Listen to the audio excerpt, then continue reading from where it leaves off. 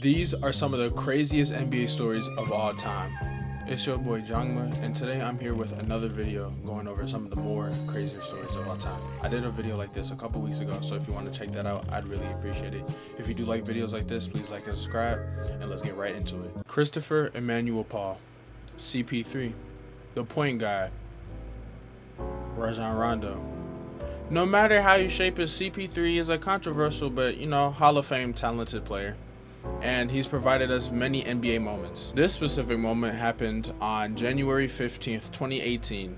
The Houston Rockets were playing the Los Angeles Clippers, and it was Chris Paul's first game back in LA ever since leaving the Clippers for the Rockets to team up with Harden. Harden did not play in this game, and the Clippers actually ended up winning this game. Lou Will scored 31, Blake Griffin also had 29, and Chris Paul led the Rockets to scoring with 19. Now I'm about a minute in talking, you're probably thinking, when does it get good? Well, this happened. Griffin bulldozing his way inside.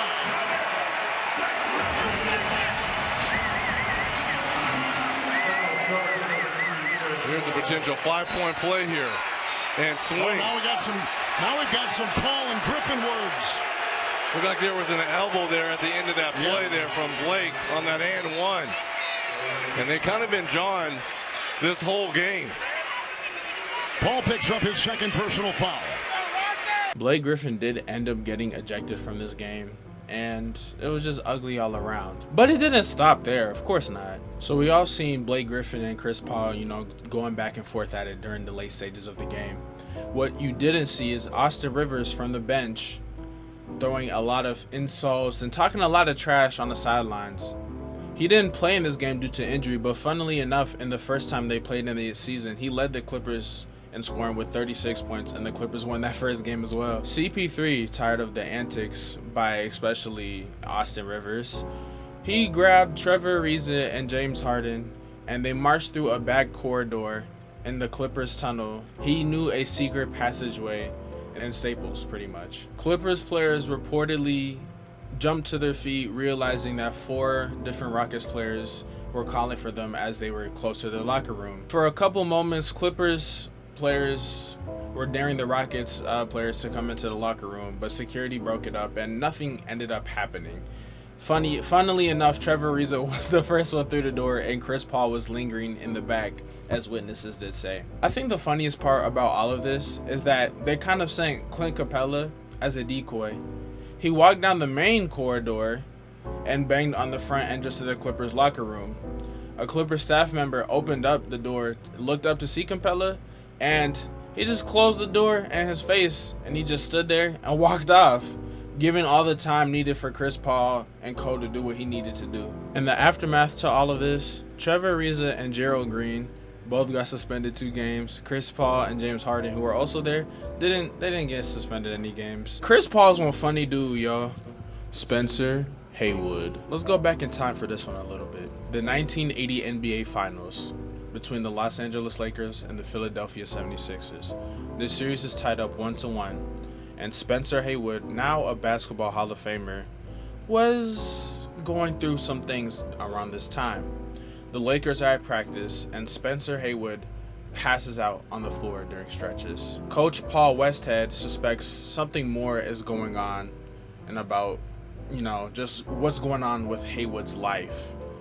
And it was well known around this time that Haywood was on that white powdery substance that a lot of players were on during this time of the NBA. Trainers moved him off to the side of the court and just continued with the practice. With Westhead, he had more than enough of Haywood's antics and suspended him for the remainder of the finals from Game 3 onwards. The Lakers did proceed to win the finals in 6, and that is Magic Johnson's iconic finals winning finals MVP as a rookie. After Westhead and Haywood had the sit-down meeting where he would be suspended for the remainder of the NBA Finals, Spencer Haywood drove off, and he thought, "Yeah, I gotta off my coach." He drove home and he called up a couple of people he knew, people who would get the job done for him. Remember, right? He's all up on that white goodness. While just going throughout this whole thing, he was addicted to it at the time, and the people he was talking to, they were saying, they can't do this to you, you got to do what you got to do. You got to get him gone. You know, all kinds of talk of just, you know, him taking initiative and really just going through with it. So the elaborate plan was that him and a couple of people he knew would go and obtain Paul Westhead's address, get to his car, cut his brakes, and the next time he would, you know, go out and drive, he wouldn't be able to brake, and that'd be the last of Paul Westhead. Right before they were about to go through with this, Haywood received an unexpected phone call. It was from his mom. Haywood was talking to his mom, and his mom just knew that something wasn't right. And you know how moms have that motherly instinct. They just sense stuff. She was able to sense that he was up to no good. And she sternly warned him that if he did anything troublesome, he would turn him in and anyone else related into this situation. Of course, that was able to get through with him, and he called the plot off. He sent his guys back, and eventually just never did it. Eventually, Haywood was able to get clean and get back on his feet, and he's doing way better in life now. Westhead, on the other hand, was completely unaware of what Haywood was trying to do, and Haywood didn't tell him until years later, until like 1988 in an interview with People magazine. By then he was retired too, so I guess we can all be thankful that nothing way worse happened here, and this could have been one of the most tragic incidents that we know of in NBA history. Bison Dele. Bison Dele, also known as Brian Williams and born as Brian Williams. He had a solid NBA career, played about 10 years, was an NBA champion with the 97 Bulls, and in 98 he changed his name to Bison Dele to honor his Native American ancestry. Right before the 1999-2000 season, at age 30, when people, you know, consider that like your prime years, especially in the NBA, he was the Pistons' highest player at the time. Strained relationships with the organization and other things it allowed him to walk away from the game at a rather youthful age of basketball. It was also theorized that he didn't truly love the game, or at that point he was in his life, he didn't truly love the game. He had interesting career, long career. Can't hate on that. Also, apparently he dated Madonna throughout his career, so shout out to him. Here's where the story really kicks in though. So on July 6, 2002, Bison Dele sailed from Tahiti on his catamaran called the Hakuna Matata with his girlfriend Serena Carlin, his brother Miles DeBoer, and skipper Bertrand Saldo. The voyage went missing around this time, and Miles DeBoer was the only person seen or heard from after July 8, 2002. Dele and Carlin previously kept regular contact with their banks and family members, and on July 20th, Miles DeBoer brought the boat into Tahiti, where he was by himself. On September 6, 2002, police used a sting operation organized by Dele's family and friends to detain Miles DeBoer in Phoenix. DeBoer had apparently forged his signature in order to open mailboxes in his name and to buy $152,000 worth of US gold under his brother's name, using his passport as identification. Mexico police later found that DeBoer had been staying at a hotel in Tijuana in Mexico 2 days before the Hakuna Matata was registered in Tahiti under another name. It was found off the coast of the Tahiti with his nameplate removed and some possible bullet holes patched. About the same time, DeBoer phoned his mom, telling her that he would never hurt Dele and that he could not survive in prison. It gets even crazier though. So the FBI and French authorities became involved in the investigation. They were able to find out that DeBoer bought $200 worth of weights and was suspected of using them to weigh down the bodies, and concluded that Dele, Carlin, and Saldo were probably murdered and then thrown overboard by DeBoer.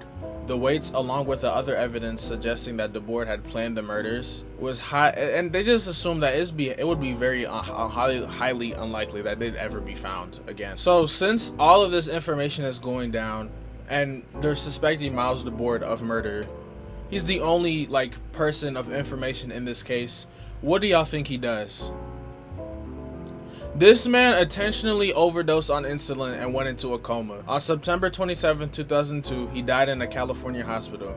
But in his account of the events, he said that he and his brother had fought and that Carlin had been accidentally hit and died when her head struck part of the boat. When Saldo wanted to report her death, a panicked Dele killed him. DeBoer then shot his brother in self-defense, threw the bodies overboard, and subsequently fled back to the US. The FBI supervisor on the case didn't find any evidence to support that story, and just there's no way it could have happened like that, is what he said in his own quotation marks.